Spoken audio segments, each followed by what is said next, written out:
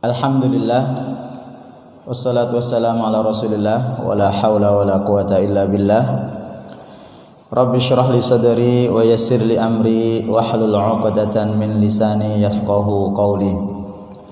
Allahumma inna nas'aluka ilman nafi'an wa rizqan thayyiban wa amalan mutaqabbala. Bapak Ibu yang dirahmati oleh Allah Subhanahu wa taala, alhamdulillah untuk yang kesekian kalinya kita bisa hadir di masjid ini, dan ini adalah permulaan pengajian, sehingga masih ada beberapa saudara kita yang mungkin mereka belum tahu sehingga belum bisa datang ke sini, atau mereka sudah tahu tapi mereka mungkin masih ada perasaan was-was dan takut. Maka kita doakan mereka-mereka yang satu sakit disembuhkan oleh Allah Subhanahu wa taala, yang kedua yang mereka belum bisa datang, mudah-mudahan hari ini atau sebentar lagi bisa datang, dan seandainya belum bisa ya mudah-mudahan di lain waktu. Dan kita juga berdoa kepada Allah mudah-mudahan musibah ini segera diangkat oleh Allah Subhanahu wa taala, karena sudah hampir 3 bulan Bapak Ibu ya. Lebih 3 bulan. Hampir 3 bulan, sehingga ini kita ya lumayan lama. Baik Bapak Ibu, hari ini tema kita itu kaitannya dengan sebentar lagi kita akan memasuki bulan Dzulhijjah. Sekarang sudah bulan Dzulqa'dah ya, sebentar lagi bulan Dzulhijjah. Maka saya berharap Bapak Ibu, terutama yang akan berkorban, itu bisa memahami tema-tema yang ada kaitannya dengan korban.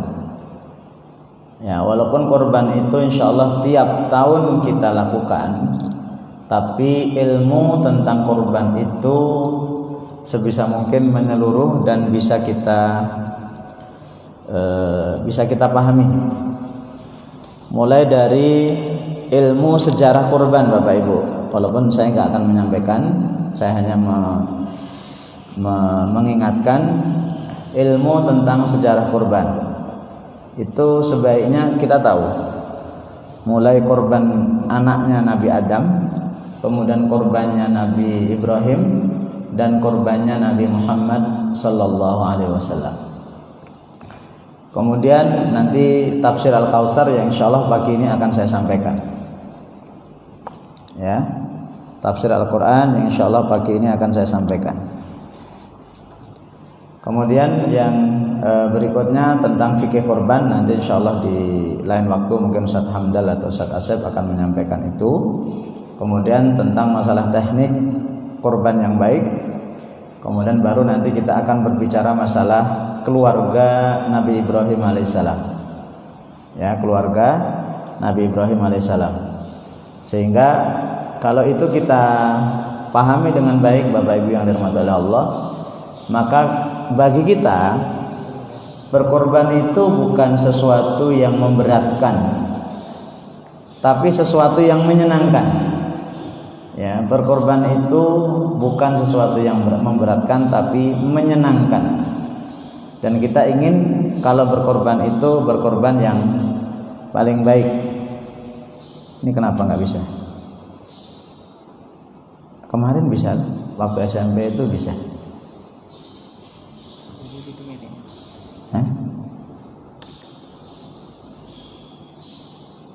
Nah, kan ini nggak muncul, sana nggak muncul. Ini ya, kontrol apa itu biasanya tuh? Kontrol F apa? Kontrol F6 apa berapa? Baik Bapak Ibu, pagi ini kita akan berbicara tafsir surat yang ada kaitannya dengan korban. kalau enggak ganti laptop. Tafsir yang ada kaitannya dengan kurban yaitu surat apa? Al-Kautsar. Alhamdulillah, terima kasih atas jawabannya. Al-Kautsar. A'udzu billahi minasyaitonir rajim. Bismillahirrahmanirrahim.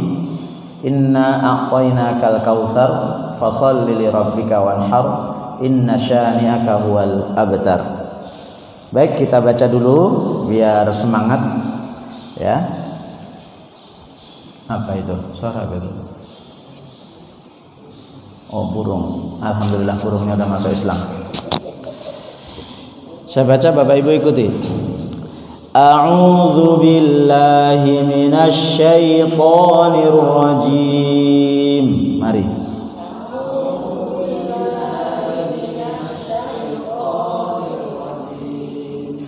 Bismillahirrahmanirrahim.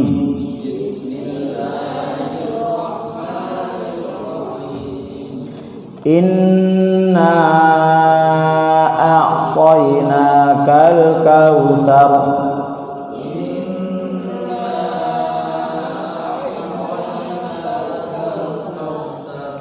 Fashalli lirabbika wanhar. Inna syani'aka huwal abtar.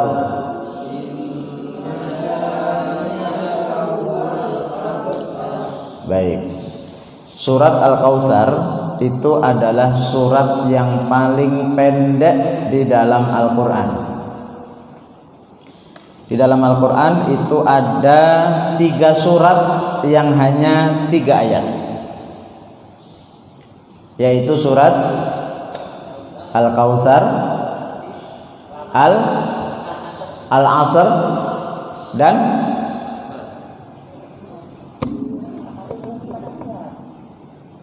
ada 3. Al-Kautsar, Al-Asr dan Al-Ikhlas 4 ayat. Qul huwallahu ahad, Allahus samad, lam yalid wa lam yulad wa lam yakul lahu kufuwan ahad.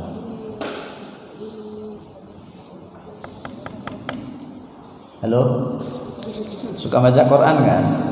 Suka. Alhamdulillah, makasih Ibu. Idza jaa nasrullah, surat apa? An-Nasr. Perlu tahu namanya? Karena pernah saya nguji calon guru SD Islam. Itu saya suruh baca. Coba kamu hafal surat Al-Ikhlas enggak? Bingung dia. Surat apa Ustaz? Al-Ikhlas. Loh, katanya hafal juz 30. Masa Al-Ikhlas enggak hafal? Ada tak Ustaz di juz 30 surat Al-Ikhlas? Ya adalah, saya bilang. Bingung dia. Enggak hafal. Suratnya enggak hafal. Setiap hari kita baca. Itu setelah sebelum surat Al-Falaq. Oh, surat Qulhu. Nah, kalau surat Qulhu tahu dia. Surat Qulhu dia tahu. Tapi kan surat Al-Ikhlas enggak tahu. Kayak tadi, idza jaa nasrullah. Surat apa? Surat An-Nasr. Idza jaa nasrullahi wal fath. Artinya, ketika Allah Subhanahu wa taala menantang orang-orang kafir, menantang orang-orang yang tidak percaya kalau Al-Qur'an itu dari sisi Allah, Allah menantang mereka untuk mendatangkan yang semisal dengan 1 surat saja. Pertama, seperti Al-Qur'an nggak bisa, 10 surat nggak bisa, 1 surat. Ternyata nggak bisa, Pak. Minimal seperti surat Al-Kautsar, nggak bisa. Berarti yang kita bangun pagi ini adalah memang Al-Quran itu betul-betul firman Allah. Sehingga kalau kita membaca firman itu, itulah apa yang diucapkan oleh Allah yang diberikan kepada Nabi Muhammad SAW tanpa mengurangi sedikit pun. Baik, surat Al-Kautsar ini Bapak Ibu termasuk surat-surat Makkiyah menurut mayoritas ulama. Artinya surat ini diturunkan oleh Allah sebelum Rasulullah SAW hijrah ke kota Madinah. Nah, surat Al-Kautsar itu termasuk surat yang akhirannya huruf R. Al-Kautsar, Wanhar, Abtar. Nah, nanti di dalam Al-Quran ada 5 surat yang akhirannya R semuanya. Ini tebak-tebakan ini. Ya, ada 5 surat yang akhirannya itu R semuanya. Baik. Atau 4 surat lah, 4 surat yang akhirannya R semuanya. Berarti surat apa? Al-Kautsar. Udah dibaca, Pak. Terus yang kedua? Al-Asr. Yang ketiga? Oh, idza jaa nasrullah enggak? Innahu kana tawwaba. An-Nasr. Oh, salah kalau An-Nasr salah. Idza jaa nasrullah wal fath. Akhirannya ha. Al-Kautsar, Al-Asr. Yang ketiga? Nanti kalau saya sebutkan, oh iya. Al-Lahab, Abi Lahab, Narong Dzat Lahab, itu ba akhirannya. Akhirannya R. Surat apa, Bu? Yang ketiga?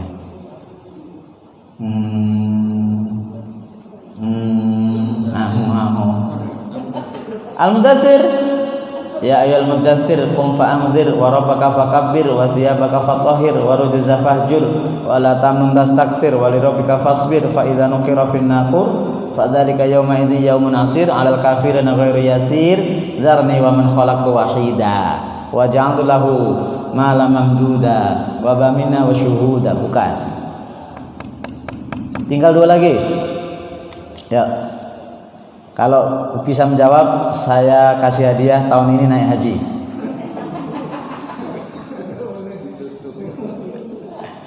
Apa? Inna anzalnahu fi lailatul qadar. Surat apa? Al-Qadar. Oh iya, Ustaz, Al-Qadar. Satu lagi PR untuk Bapak Ibu. Akhirannya R. Saya kasih tahu kisi-kisinya aja. Kisi-kisinya itu dicari nanti dari surat Al-Fatihah sampai An-Nas, nanti insya Allah ketemu. Maksudnya biar Bapak Ibu bisa baca Quran gitu loh. Baik. Mayoritas ulama mengatakan surat Al-Qadar ini turun sebelum Rasulullah SAW hijrah ke kota Madinah. Artinya masuk kategori surat-surat Makkiyah. Nah, sebelum kita berbicara tentang isi suratnya, surat ini ada sebab turunnya, sebab nuzul. Sebab turunnya surat Al-Kautsar, yang mana satu, kebiasaan orang Arab itu kalau punya anak laki-laki meninggal dunia, ya, anak laki-laki meninggal dunia, mereka mengatakan batar. Batar itu artinya putus. Kenapa? Karena memang silsilah nasab itu dihubungkan ke arah bapak. Sehingga kalau anak orang tua punya anak laki-laki meninggal, berarti keturunannya putus. Kan nggak ada Muhammad bin siapa terus binti siapa, nggak ada, mesti bin. Nah, ketika Rasulullah SAW masih di kota Mekah, putra baik beliau 2 itu meninggal dunia. Rasulullah itu punya anak 7, ya, punya anak 7, 3 laki-laki 4 perempuan. Yang 6 itu dari rahim Khadijah radhiyallahu anha, yang 1 dari rahim Maria Al-Qibtiyah radhiyallahu anha. Yang 6 lahirnya di Mekah, yang 1 lahirnya di Madinah. Kalau nggak ada nggak apa-apa. Nah, yang 6 itu anaknya Khadijah, artinya Rasulullah bersama Khadijah.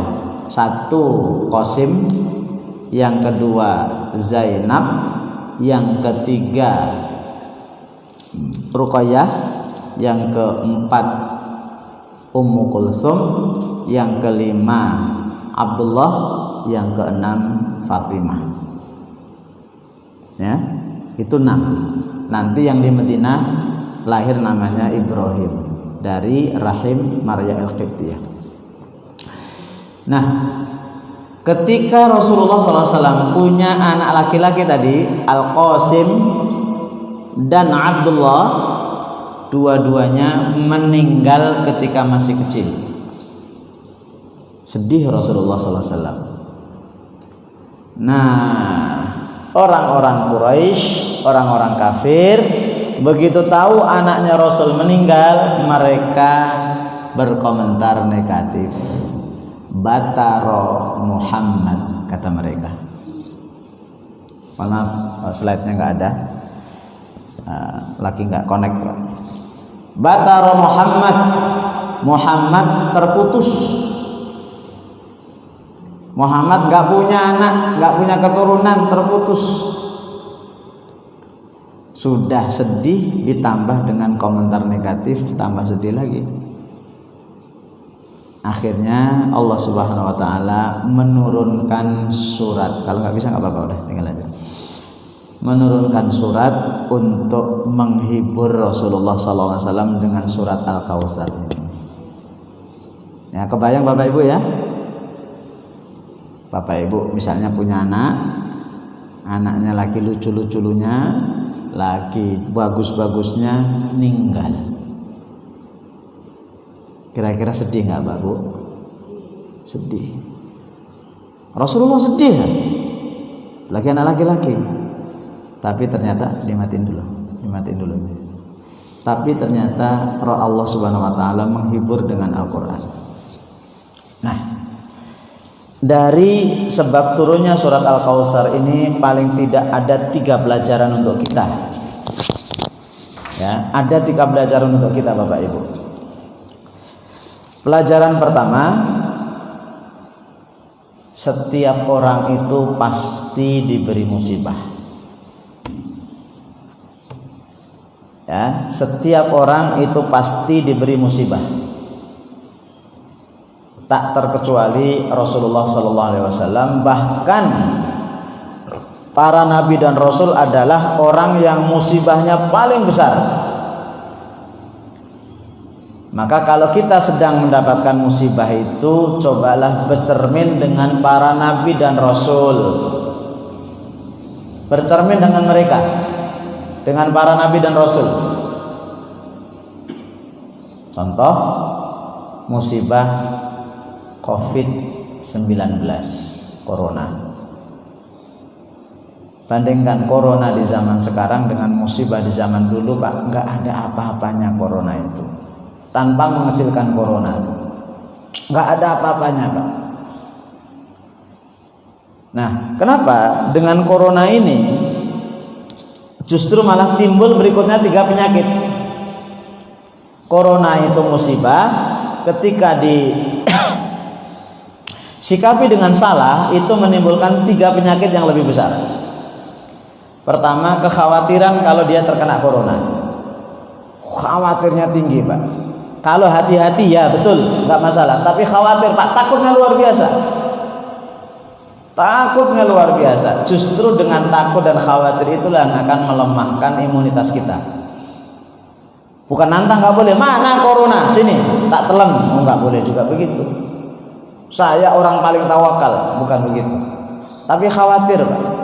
Mau apa-apa takut, mau apa-apa takut. Ya, mau megang anaknya aja takut. Mau makan takut, matilah dia.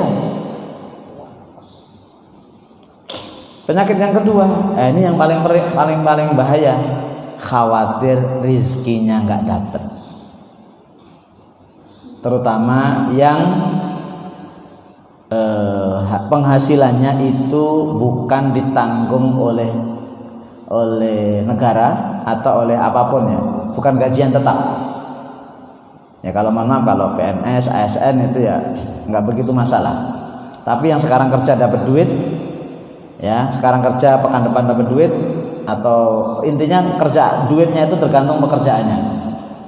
Kalau kerja ya dapat duit, nggak kerja nggak dapat. Akhirnya apa? Oh, setan bisa masuk, Pak. Waduh, nanti kamu makan apa, istri kamu makan apa, anak kamu makan apa. Terngiang-ngiang, Pak. Dan itu penyakit. Kemudian yang ketiga, kita mohon maaf ini terutama yang punya anak, uring-uringan mendampingi anak di rumah. Anak-anak kan nggak sekolah dah di rumah, uring-uringan. Kaget baru sadar dia itu punya anak. Selama ini sekolah. Begitu mendampingi ya sepekan pertama oke. Tapi setelah itu uring-uringan. Tapi kan udah lama uring-uringan, sekarang kebal juga sekarang. Nah, maka corona itu dibandingkan dengan musibah yang diturunkan oleh Allah kepada para nabi, nggak ada apa-apanya, Pak. Apalagi corona kita ini setengah corona lah. Apalagi di Bandar Lampung, di Lampung ini, Pak, kita ini masya Allah bebas luar biasa. Keluar nggak apa-apa, naik mobil nggak apa-apa, naik motor ke pasar nggak apa-apa. Di Jakarta, kakak saya ada di Jakarta sama di Depok, itu luar biasa ketat. Maka pelajaran penting yang pertama tadi adalah semua para nabi itu kena musibah. Kita lockdown 3 bulan, lockdown apa? Lockdown, bukan lockdown. Bapak Ibu bisa belajar, Nabi Muhammad SAW itu 3 tahun lockdown, Pak. Diboikot total, bukan hanya lockdown, diboikot total 3 tahun. Mulai tahun 7 kenabian 8, 9. Itu nggak boleh komunikasi, nggak boleh jual beli dengan orang-orang Quraisy. Sementara perekonomian saat itu dikuasai orang-orang Quraisy. 3 tahun, Pak. Maka mereka makan apa adanya. Kalau kita kan apa-apa ada. Belum lagi nanti kalau penyakit itu berkiblatlah kepada Nabi Ayub, 7 tahun sakit, Pak. 7 tahun sakit loh, Pak. Ya, jadi semua para nabi itu diberi musibah. Tak terkecuali kita seorang muslim dan mukmin. Ahasiban nasu an yatraku an yaqulu amanna wa hum la yuftanun. Pantaskah seseorang itu mengatakan kami beriman padahal mereka belum diuji oleh Allah? Sehingga ujian ini sebenarnya untuk menyaring mana yang beriman, mana yang enggak. Itu yang poin pertama paling penting. Yang kedua, pelajaran penting di sebab turunnya surat Al-Kautsar ini adalah orang-orang kafir itu selalu mencari celah untuk menjatuhkan Islam dan menjatuhkan umat Islam. Tadi Rasulullah SAW begitu anaknya meninggal, kesempatannya, Pak, bikin isu, kesempatan menjatuhkan Rasul. Dan itu bukan hanya sekali 2 kali. Rasulullah SAW dijelek-jelekkan namanya itu bukan hanya sekali 2 kali. Nanti Rasulullah lagi diolok-olok itu ketika Isra Mi'raj, ya kan? Begitu pulang dari Isra Mi'raj, Rasulullah cerita, semalam saya pergi ke Palestina sama ke Sidratul Muntaha. Ketawa mereka. Begitu diuji, ya jawaban betul. Masjid Al-Aqsa itu pintunya ada berapa? Ini gimana? Tahu. Tapi mereka kemudian mengatakan, Muhammad lagi dongeng. Coba lagi membual istilahnya. Nanti lagi Rasulullah dijatuhkan lagi namanya, Pak. Kapan itu? Ketika Rasulullah menikahi janda anak angkatnya. Rasulullah punya anak angkat namanya Zaid bin Harithah. Itu anak angkat sejak dari Mekah, Pak. Itu anak angkatnya Rasulullah SAW. Begitu dibawa ke Madinah, nanti Zaid menikah dengan Zainab binti Jahsh. Ada masalah dalam keluarga, cerai. Begitu cerai, Rasulullah nikah dengan Zainab binti Jahsh. Geger, Pak, Madinah, Pak. Istilahnya bapak punya anak angkat. Anak angkat bapak dinikahkan. Cerai, bapak nikah dengan mantan istri anak angkat kita itu. Apa komentar orang, Pak? Dasar laki-laki geragas. Tahu geragas, Pak? Tahu geragas itu bahasa Jawa. Geragas itu apa-apa dimakan itu namanya geragas. Ya, ini Rasulullah Pak itu, Muhammad itu gimana? Turun surat Al-Ahzab. Nanti ada lagi Pak isu yang sangat besar Pak, lebih besar daripada itu apa? Istri Rasul Aisyah dituduh berzina. Goncang Pak keluarga Pak. Sampai Rasulullah itu menyendiri 1 bulan. Jadi kalau ada orang kafir membuat isu-isu jelek, menjatuhkan Islam Pak, itu memang sudah kerjaan mereka Pak. Nggak usah kaget. Terakhir tentang haluan ideologi Pancasila. Biasa aja itu Pak. Biasa saja itu artinya itu memang pekerjaan mereka. Ya nanti akan menghilangkan sila ketuhanan yang Maha Esa. Saya baca-baca dikit ya paham nggak paham lah. Tapi intinya loh ini kok sosio apa ini? Ya, yang merumuskan Pancasila itu ulama. Ya mau diperas lagi, mau sekali lagi, intinya nanti gotong royong. Ya, jadi kalau ada yang ingin menggeser Islam, menjatuhkan Islam, itu memang sudah kerjaan mereka. Jangan kaget, kok dari dulu kok Islam itu diserang. Ya itu memang nasib kita begitu Pak. Apalagi nanti di akhir zaman, kata Rasulullah SAW, akan datang satu masa yang mana orang memegang Islam itu seperti memegang bara. Kalau dipegang Pak, tangannya leleh, tapi agamanya selamat. Leleh Pak artinya apa? Dia tersiksa, dia terpojok, dia menderita. Tapi kalau dilepas, selamat Pak. Selamat, tapi agamanya lepas. Ya, sekarang belum begitu. Nanti di lain waktu atau mungkin anak cucu kita yang akan merasakan. Dan sekarang masih enak Pak. Sekarang masih enak. Saya kemarin ngisi di PKU, Pendidikan Kadar Ulama Darul Fatah di Kemiling, membantu tentang bab masalah sholat. Saya sering sampaikan, alhamdulillah nak kalian itu sholatnya enak. Kita punya saudara-saudara yang sekarang mereka itu bekerja di luar negeri, terutama di Hong Kong. Saya tahunya di Hong Kong itu majikan itu nggak membolehkan pembantunya sholat. Ya, nggak boleh Pak sholat. Jangankan jilbab Pak, sholat aja nggak boleh Pak. Akhirnya apa? Sholatnya di mana? Mau nggak mau sholatnya mereka nggak boleh tahu. Kalau di rumah, di kamar, dikunci, digedok, nggak lama dibuka, marah. Mau nggak mau sholatnya hanya di satu tempat, yaitu di WC. Ya nggak bisa lagi Pak. Kalau di WC ya alasannya lagi buang air besar atau apa, kan nggak mungkin akan masuk majikannya. Tapi kalau di kamar itu bisa diintegrasi, derogasi ya. Itu sampai seperti itu. Kemudian selain itu masih ada lagi cerita, kebetulan saya juga punya saudara kerja di sana. Itu ya kalau pembantu masak biasa kan ya biasa aja Pak. Ini masak sepekan sekali, itu menu babi itu harus Pak. Biasa masak menu babi. Loh kita gimana Pak? Seandainya nggak makan, dan insya Allah nggak makan, nanti gimana? Wajannya, piringnya, sendoknya, gelasnya. Belum lagi seperti itu Pak. Mereka Pak, kelihatannya luar biasa, tapi kerjaan di sana itu apa? Mandiin anjing.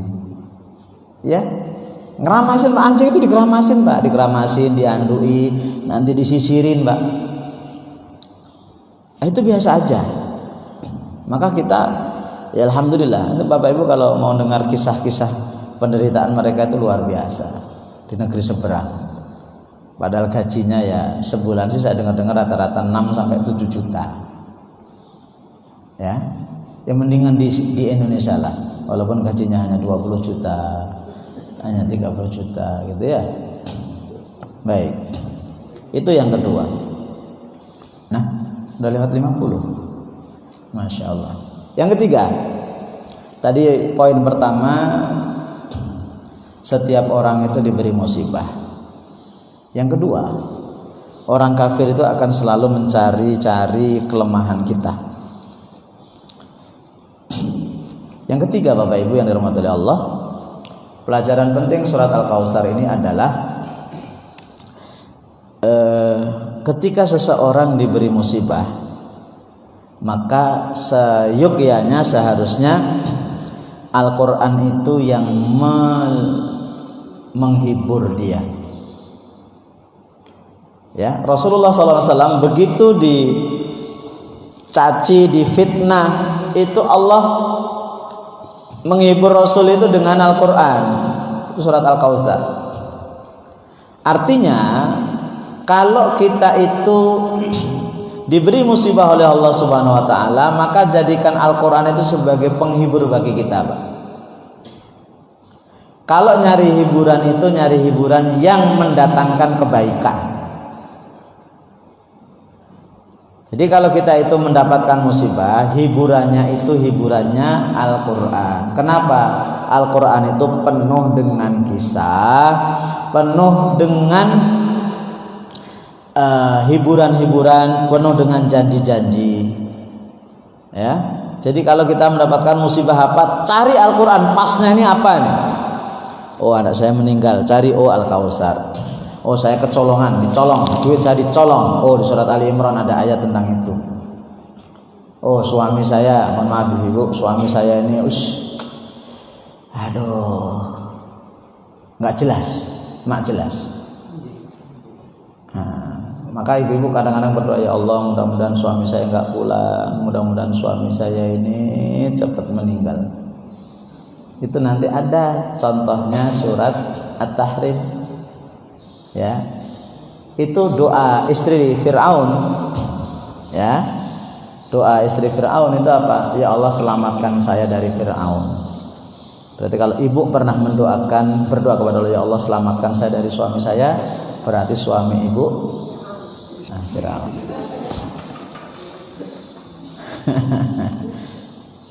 Ya, jadi kalau ibu punya suami-suami yang seperti itu, ada dalam Al-Quran.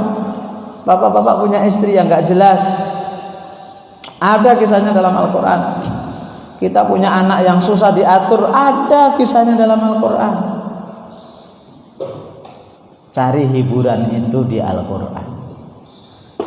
Ya, maka salah satu doa kita itu adalah anta ja'alal qur'anal 'azima rabi'a qulubina wa jalaa'a ahzanina wa dhahaba humumina wa humumina. Ya Allah, akan Engkau jadikan Al-Qur'an itu menjadi musim semi bagi kita dan menghilangkan duka dan lara di hati kita.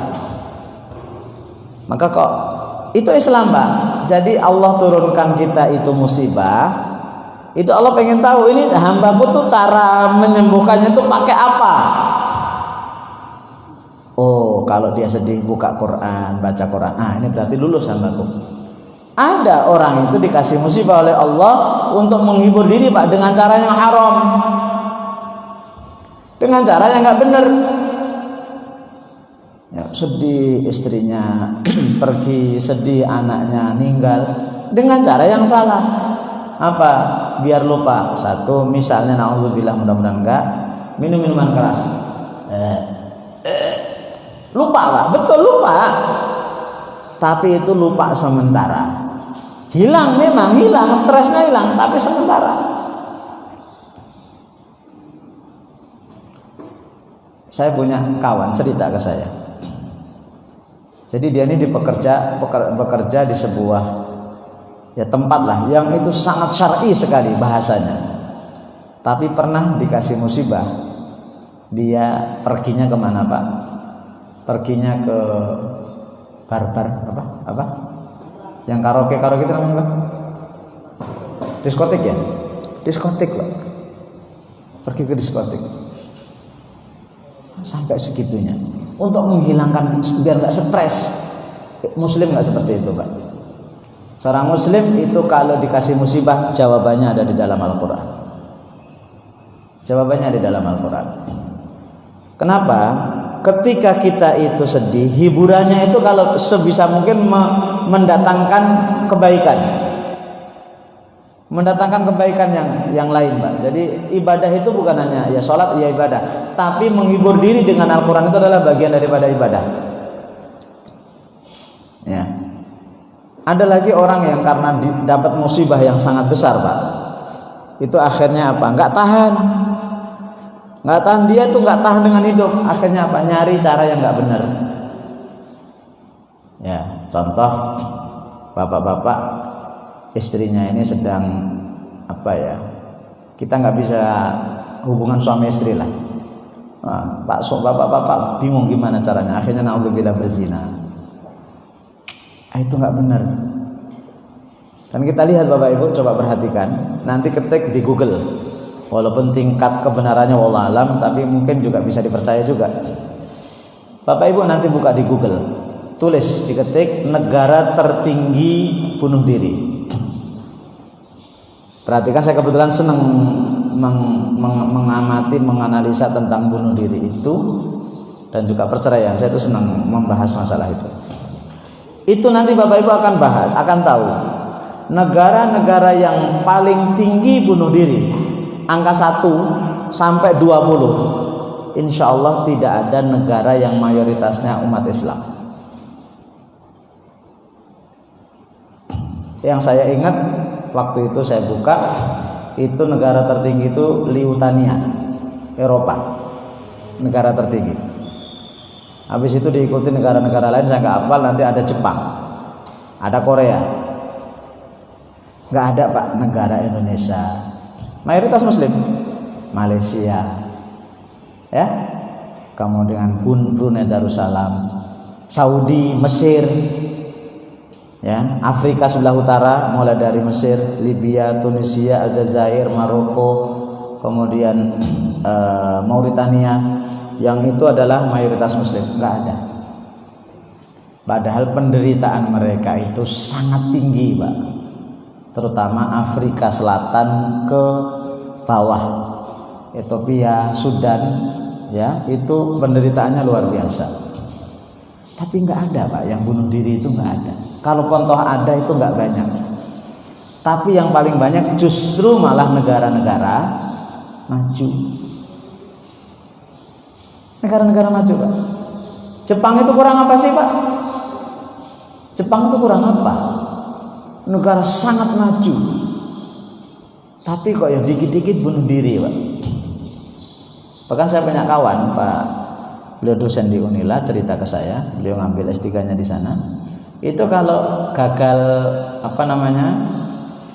ngambil S2 S3 itu, ya disertasinya sama tesisnya dinyatakan gagal, bunuh diri pakai samurai itu, Pak. Itu biasa. Malu, Pak. Malu. Saya pinter kok gagal. Loh, kalau Islam kan enggak begitu, Pak. Hasil itu nomor 2, nomor 1 itu proses, Pak. Dalam Islam itu nomor 1 itu proses, Pak. Hasil itu penting, tapi bukan segala-galanya. Nah, bahkan ada satu pengarang itu membuat buku, judulnya itu Cara Bunuh Diri Tercepat. Kalau mau bunuh diri 10 detik begini caranya, mau bunuh diri 1 menit begini, dan buku itu laris manis. Iya, Pak. Mohon maaf ya bahasa kasar saya, bodohnya orang-orang Jepang kok percaya sama pengarang itu. Padahal pengarang itu belum pernah bunuh diri. Itulah, Pak. Ya. Nah, selanjutnya kita ini orang yang gampang silau dengan konsep-konsep yang dianggap berhasil. Kita ini silau dengan konsep-konsep yang dianggap berhasil, padahal kita nggak tahu hasilnya apa. Waktu pendidikan beberapa tahun yang lalu itu kita ingin berkiblat ke Amerika. Amerika diambil. Kemudian habis itu ada konsep bagus di Finlandia, Eropa. Kita ke sana. Kemudian Jepang, Jepang. Ya Allah. Akhirnya apa? Kerjaan kita tiap tahun itu gonta-ganti konsep, yang nanti akan berdampak kepada gonta-ganti kurikulum, gonta-ganti buku. Ya. Dulu saya masih ingat di SD, SMP, SMA itu kakak tingkat saya 4 tahun yang lalu itu bukunya masih bisa saya pakai. Dan kita dulu tuh sistemnya buku itu minjem. Kalau nggak ada baru beli. Sekarang tiap tahun mesti beli buku. Buku dijadikan sebagai ajang bisnis. Walaupun bisnis buku itu boleh, tapi nggak begitu caranya. Ini kan mirip dengan orang-orang jahiliyah di zaman Rasul, Pak. Jahiliyah itu sebenarnya bukan berarti bodoh, Pak, mereka. Mereka cerdas, pinter. Cuma mereka untuk menentukan Tuhannya siapa itu yang bodoh mereka itu. Jadi misalnya mereka menemukan ini batu. Wih, cakep, Pak. Disembah. Disembah. Besok nemu lagi batu yang lebih indah daripada batu pertama. Batu pertama ditinggal, ini disembah. Besok ketemu pohon yang sangat bagus, disembah. Yang ini dibuang. Gonta-ganti Tuhan. Hidupnya hanya untuk mencari Tuhan. Loh, Islam menyodorkan ini loh Tuhannya. Qul huwallahu ahad, Allahus samad. Udah enggak usah gonta-ganti. Hidupnya hanya untuk mencari itu, dan nanti akhirnya kadang nemu, kadang nggak nemu. Yang nemu alhamdulillah, yang nggak nemu ini celaka. Dan sama dengan kita, Pak. Hidup hanya untuk mencari konsep. Konsep paling bagus tuh ini. Nanti 5 tahun ini, 5 tahun ini. Kerjaan kita hanya gonta-ganti konsep. Maka ada istilah beda menteri, beda konsep. Gitu? Loh, Islam itu, Pak, ini loh pendidikannya, udah. Nggak usah nyari-nyari, ini udah selesai, hasilnya kelihatan. Nah, kalau kita pengen tahu pendidikan baik atau enggak itu gampang, Pak. Alumninya, dilihat alumninya, gitu? Lihat alumninya, udah selesai, Pak. Kalau kita pengen mencari pendidikan yang paling baik itu apa, lihat alumninya. Lah Rasulullah itu, Pak, alumninya, Pak, itu 120.000 orang, dan semua para sahabat itu beres-beres, Pak. Nggak ada yang nyeleneh, Pak.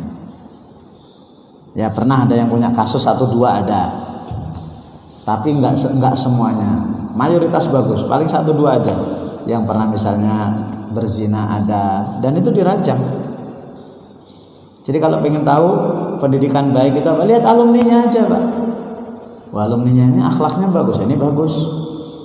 Ya, jadi itu nomor 3. Bapak Ibu yang dirahmati Allah Subhanahu wa taala, kalau kita itu mendapatkan musibah, mendapatkan masalah, cari jawabannya di dalam Al-Qur'an. Ya. Masalah apa saja insyaallah ada hiburannya di dalam Al-Qur'an. Ya, sekarang tadi masalah corona itu nanti baca kisah Nabi Ayub. Gitu ya. Orang-orang miskin baca nanti teman-teman Rasulullah SAW ketika masih di Mekah. Nah, ini hikmah daripada sebab turunnya surat Al-Kautsar. Baik, kita masuk ke ayat pertama. A'udzubillahi minasyaitonirrajim. Inna a'tainakal kautsar. Inna, sesungguhnya kami Allah, a'tainaka, telah memberi kamu wahai Muhammad, kami telah memberi kamu al-kautsar. Al-kautsar, sesungguhnya kami telah memberikan kamu al-kautsar. Allah Subhanahu wa taala memulai surat ini dengan kata-kata inna, sesungguhnya, untuk meyakinkan mitra bicara yaitu Rasul, untuk menghilangkan keraguan-raguan bahwasanya Allah Subhanahu wa taala ketika memberikan musibah itu jangan dilihat musibahnya saja, tapi lihat nikmat yang lain yang itu jauh lebih besar. Dan ini pelajaran untuk kita. Kita itu kalau dapat musibah, nikmatnya suka lupa. Bapak Ibu punya uang 1 miliar, misalnya 1 miliar, dicuri 10 juta, stres, aduh 10 juta hilang. Yang dipikir itu yang 10 juta, yang 990 juta nggak dipikir, Pak. Nah, apa nggak lebih stres lagi kalau 1 miliar habis total? Nah, ini kami memberikan kamu nikmat yang besar, wahai Muhammad. Ya, anak kamu meninggal, tapi ada nikmat yang jauh lebih besar. Terlebih kalau anak kecil itu meninggal dunia itu, Bapak Ibu, kita tahu dalam Islam ini, Islam aja yang ngajarin, dia pasti masuk surga dan nunggu kita di pintu surga manapun. Rasulullah itu anak laki-laki 3, meninggalnya semuanya di bawah umur, masih 2 tahun belum kurang. Qasim, Abdullah sama Ibrahim itu meninggal sebelum 2 tahun. Jadi Bapak Ibu kok punya anak meninggal sebelum balik, intinya sebelum balik, dipastikan dia masuk surga. Dan dimanapun surga nanti yang kita masuki, anak kita di situ. Di Firdaus dia ada, di Aden dia ada, di Ridwan dia ada, semuanya ada. Ini hiburan hanya untuk kita yang beriman. Kalau yang nggak beriman stres, Pak. Anaknya meninggal stres dia. Ya kita sedih pasti itu orang tua anak kita, tapi nggak boleh berlarut-larut. Ya kami memberikan kamu, wahai Muhammad, nikmat Al-Kautsar. Apa itu Al-Kautsar? Nah ini. Apa itu Al-Kautsar? Al-Kautsar itu ahli tafsir berbeda-beda pendapat. Al-Kautsar itu dari kata-kata kasuro. Kasuro itu banyak, sangat banyak. Apa Al-Kautsar? Ada yang mengatakan Al-Kautsar itu Al-Quran. Ada yang mengatakan Al-Kautsar itu keturunan. Ada yang mengatakan Al-Kautsar itu syafaat. Ada yang mengatakan Al-Kautsar itu telaga di surga. Kira-kira yang saya sebutkan tadi itu nilainya lebih besar dari yang diberikan atau lebih kecil? Jauh lebih besar, Pak.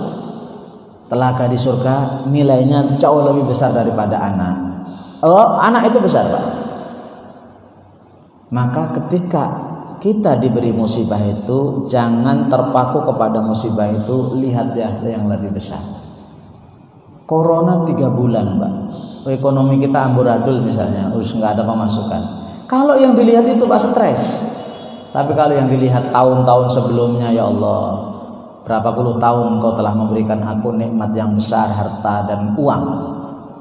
Nah ini Nabi Ayub begitu, Pak.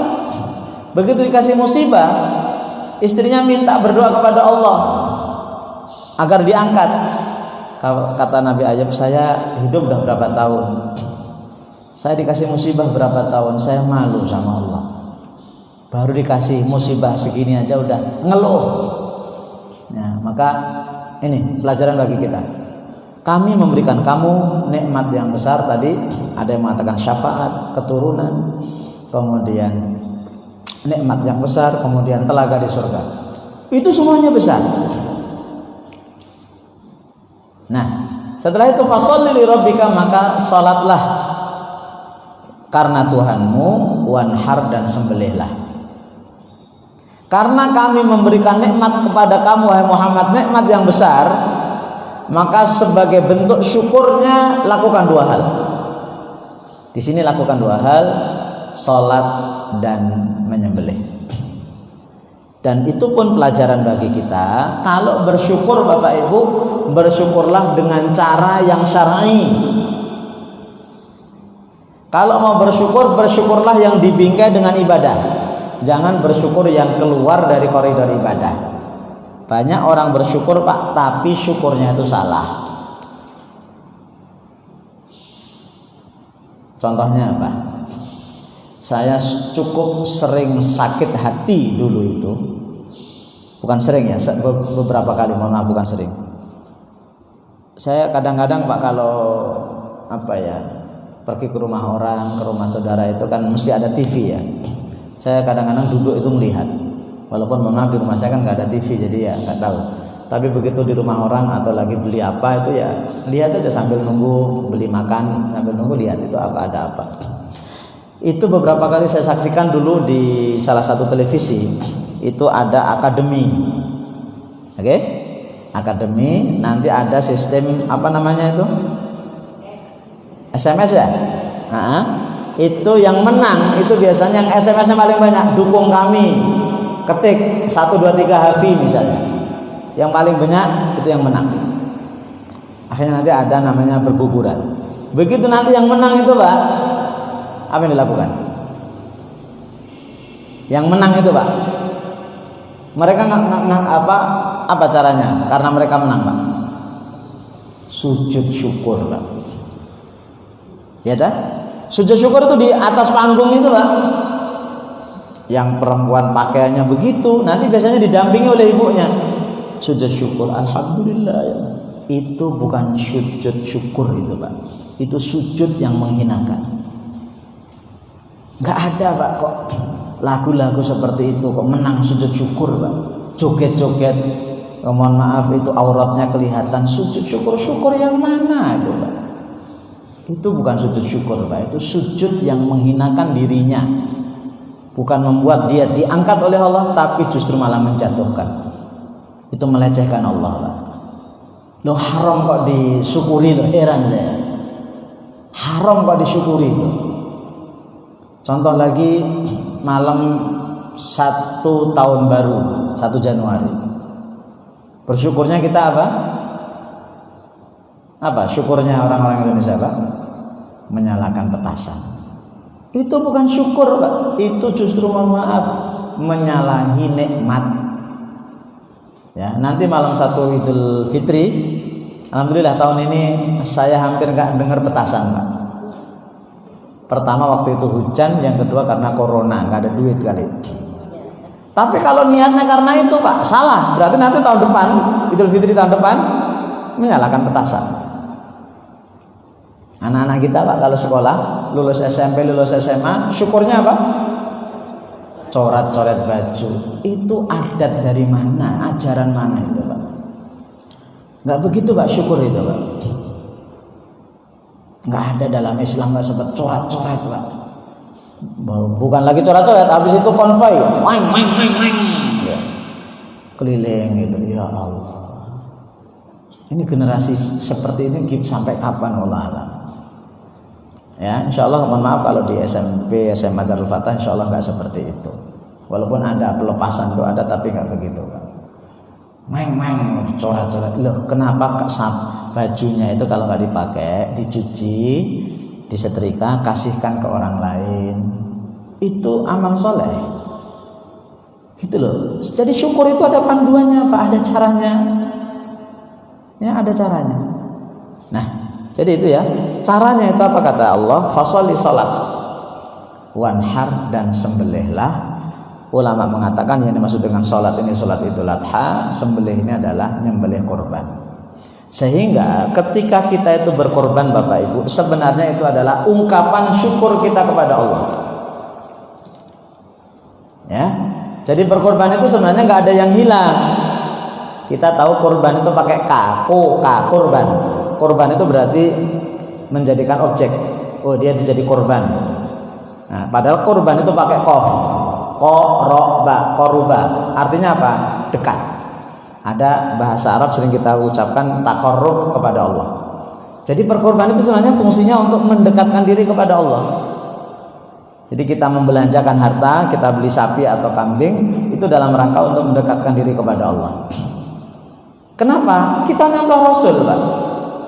Rasulullah itu dikasih nikmat oleh Allah. Coba perhatikan, Rasulullah dikasih Quran, Rasulullah dikasih syafaat, Rasulullah dikasih telaga. Ini yang terbesar. Mohon maaf, tiga-tiganya ini dibagi-bagi oleh Rasul kepada umatnya atau dinikmati sendiri Pak? Quran Allah sampaikan kepada Rasul. Qurannya itu dibagi ke sahabat atau enggak?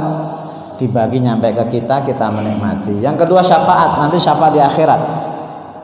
Syafaat, Rasul itu punya senjata ampuh. Semua para nabi punya senjata ampuh. Dan Rasul senjata ampuhnya itu ditunda nanti di padang mahsyar untuk memberikan syafaat. Siapa yang dikasih syafaat, Pak? Kita ini, Pak, kaum muslimin, Pak. Dan Rasulullah nggak memberi syafaat kepada keluarga beliau. Ya, kalau Rasulullah menjadikan syafaat itu senjata ampuh untuk keluarga beliau, nanti Abu Lahab masuk surga, Abu Thalib masuk surga. Tapi untuk umatnya yang muslim, bagi-bagi, Pak, sayangnya sama kita, Pak. Padahal itu nikmat yang besar, Al-Kautsar. Yang ketiga telaga itu, Pak, kata Rasul, itu dari pojok, bentuknya kotak seperti ini, dari satu pojok ke pojok berikutnya itu perjalanan 1 bulan. Itu sangat indah. Nanti kita bahas masalah Al-Kautsar itu kayak apa dan bagaimana cara menikmatinya. Itu, Pak, itu bukan dinikmati sendiri oleh Rasul. Beliau nanti mengatakan semua umatku akan melewati telaga itu dan akan meminumnya. Siapa yang meminumnya dia tidak akan kehausan selama-lamanya. Bukan untuk Rasul sendiri, Pak, dibagi-bagi ke umatnya. Jadi kalau kita itu diberi nikmat oleh Allah besar, entah itu kesehatan, entah itu uang, itu sebenarnya ketika kita berkorban itu hanya sebagian kecil aja, Pak. Yang kita berikan itu sebagian kecil. Rasul, Pak, nikmat yang gede-gede itu kasih ke umatnya. Dan kalau kita belum bisa mencontoh Rasul, Pak. Bahkan Rasulullah itu kalau korban, Pak, itu kalau korban Idul Adha itu kalau korban itu diberikan yang paling baik. Ya, paling baik, Pak. Kalau kambing itu kambing domba warnanya putih, di sini ada hitam, warna hitam, terus yang gemuk-gemuk. Istilah kita itu sekarang, Pak, big top gitu ya. Bahkan Rasulullah itu pernah berkorban 60 ekor onta, Pak. 60 ekor onta, Pak. Padahal kehidupan ekonomi Rasulullah itu juga pas-pasan, bahkan suka kurang. Pernah 2 bulan Rasulullah itu dapurnya nggak ngepul, Pak. Coba ibu-ibu, 2 bulan nggak pernah ada makanan di rumah. Kira-kira ngomong ke suaminya apa, Pak? Pulangkan aku ke orang tuaku. Itu. Jadi maka masih ada sebulan bagi bapak ibu oleh-oleh surat Al-Kautsar itu mari berbagi. Ustaz, lagi corona. Justru ketika corona ini infak sebanyak-banyaknya. Insya Allah nggak ada ceritanya orang itu jatuh miskin gara-gara infak, gara-gara berbuat baik. Ya, maka saya ingin mengajak Bapak Ibu, mumpung ini tanggal 7 atau 8 Dzulqa'dah, yang belum namanya belum terdaftar sebagai pekorban, itu hari ini diskusi sama suami sama istrinya, kita berkorban. Ya, di mana saja terserah. Ya, kalau mau di Darul Fatah lebih baik ya. Di Darul Fatah alhamdulillah sudah dapat 4 sapi. Kita pengen nggak banyak-banyak, 20 sapi aja. Ya.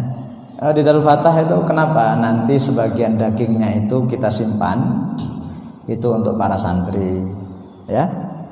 Untuk para santri penghafal Quran, Bapak Ibu. Baik yang di PKU, yang di Kemiling, Bilabong, dan itu gratis, maupun santri kita yang tadi yang suka bantu itu mereka gratis di sini.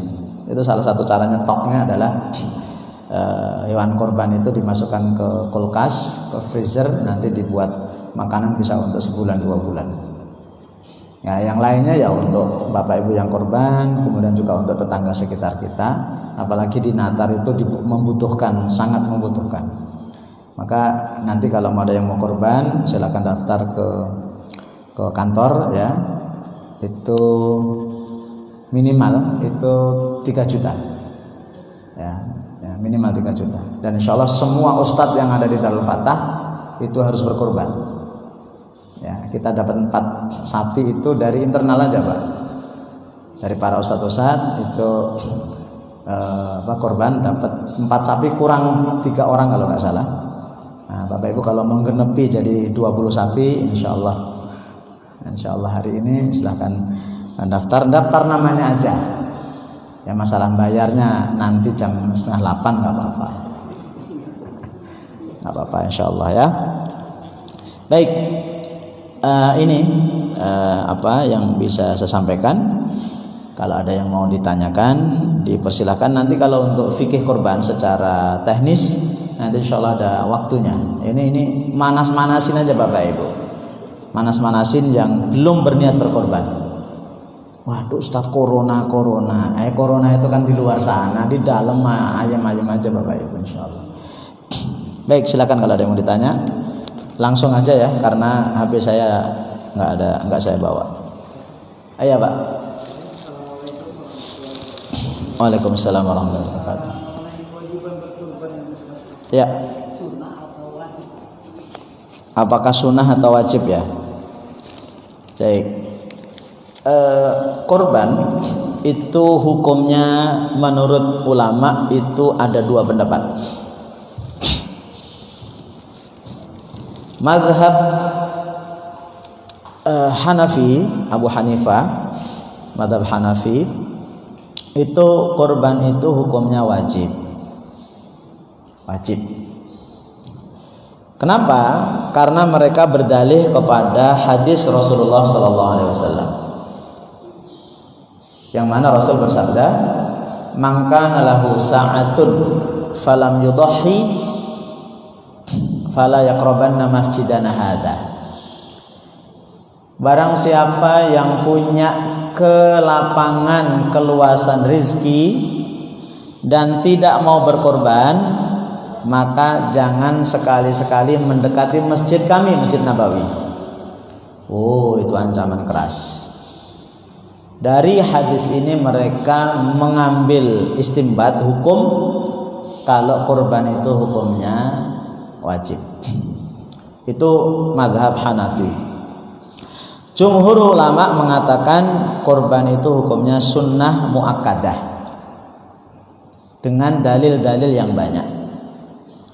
Ya, dengan dalil-dalil banyak. Salah satunya sabda Rasulullah SAW, "Idza ra'aitum hilala dzil hijjati wa arada ahadukum an yudhhiya, fala yamassanna min sya'rihi wa adfarihi."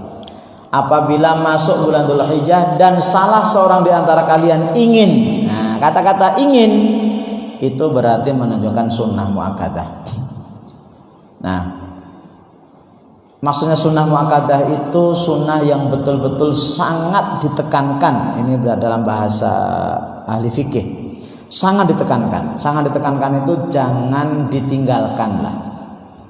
Jangan ditinggalkan kecuali kalau memang betul-betul nggak bisa, itu tadi karena memang nggak ada duit sama sekali.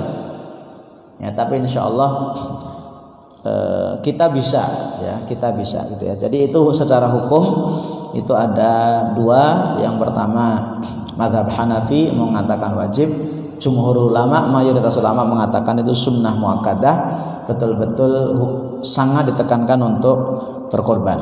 Begitu mengenai masalah hukum. Baik, ada yang lain, Ibu? Iya, monggo Ibu. Orang itu mempunyai banyak hutang, umpamanya nih Ustaz. Nah, jadi mana yang lebih didahulukan, membayar hutang atau berkorban? Nah, orang banyak hutang. Ya. Kemudian mana yang lebih didahulukan, berkorban atau hutang? Dilihat dulu Bu, hutangnya itu untuk apa? Hutang itu ada dua. Hutang konsumtif dan hutang produktif. Oke? Hutang konsumtif itu hutang yang untuk memenuhi kebutuhan harian.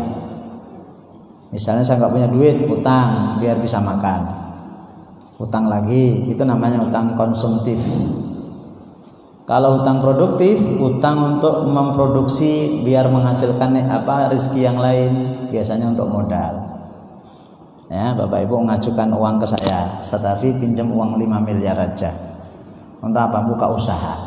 Itu namanya hutang produktif. Kalau hutang yang pertama hutang konsumtif, maka yang paling baik adalah dia membayar hutang. Karena untuk memenuhi kebutuhan harian. Itu masuk kategori fakir miskin dan gharim. Tapi kalau hutang yang kedua itu termasuk orang kaya. Dan rata-rata orang kaya itu punya hutang. Aduh kena saya. Iya. Rata-rata orang kaya itu punya hutang. Dan kata mereka dengan hutang bikin hidup lebih hidup katanya. Tapi saya sarankan jangan. Kalau nggak terpaksa jangan hutang.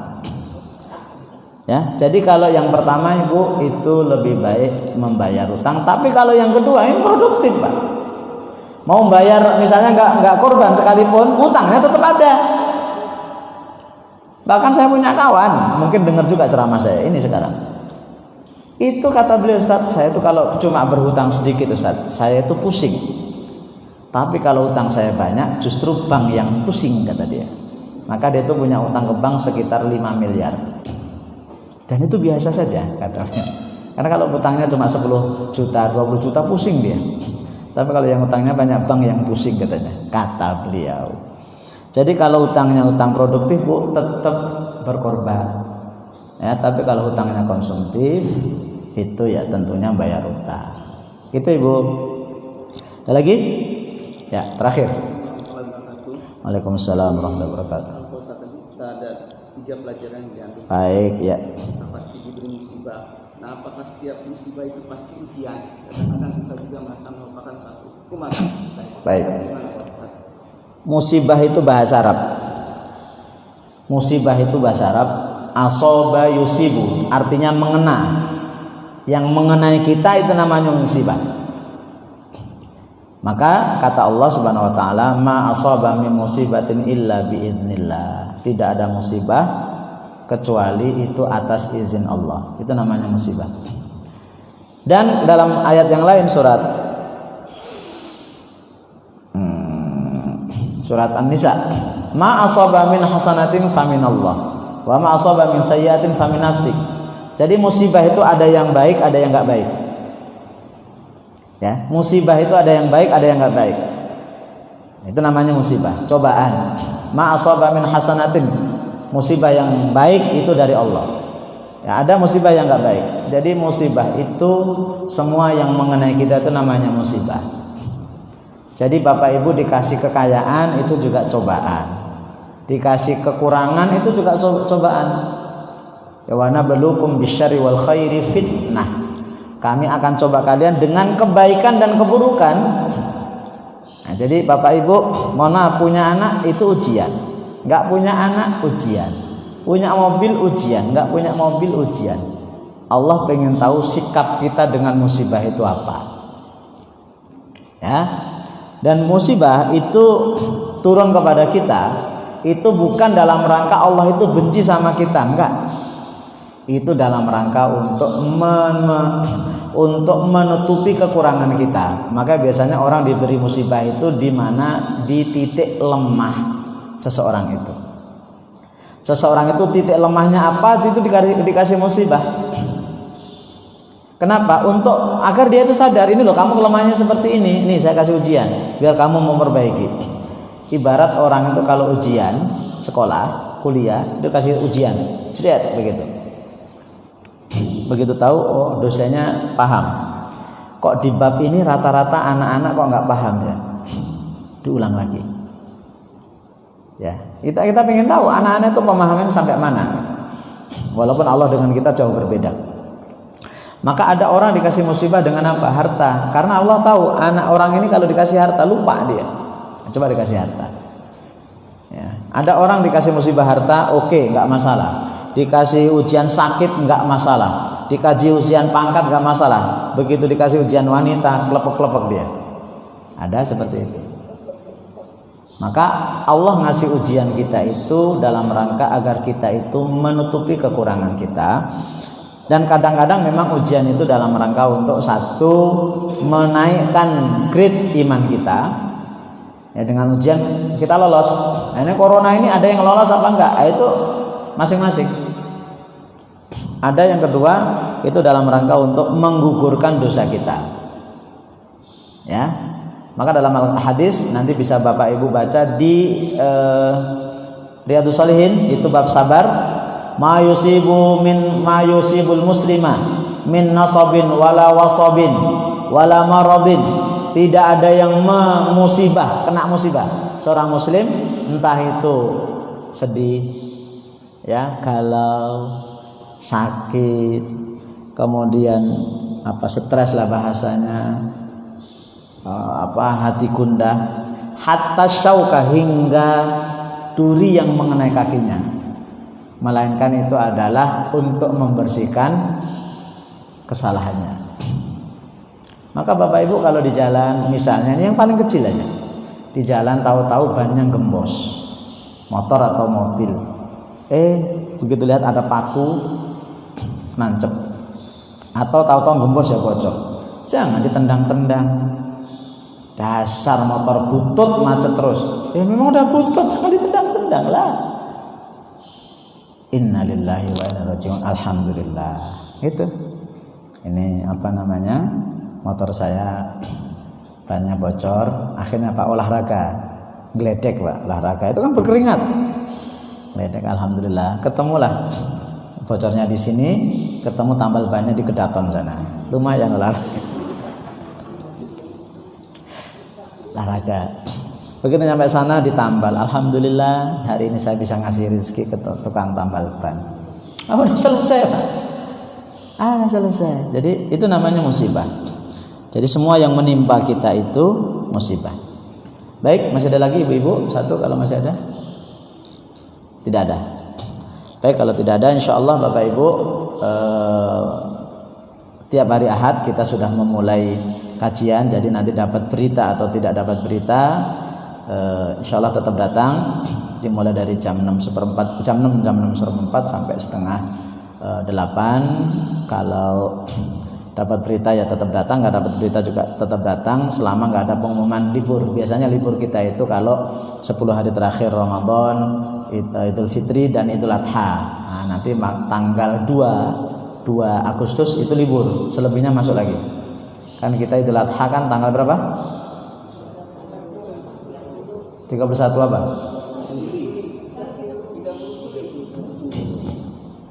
31 Juli. Salah. 10 Dzulhijjah.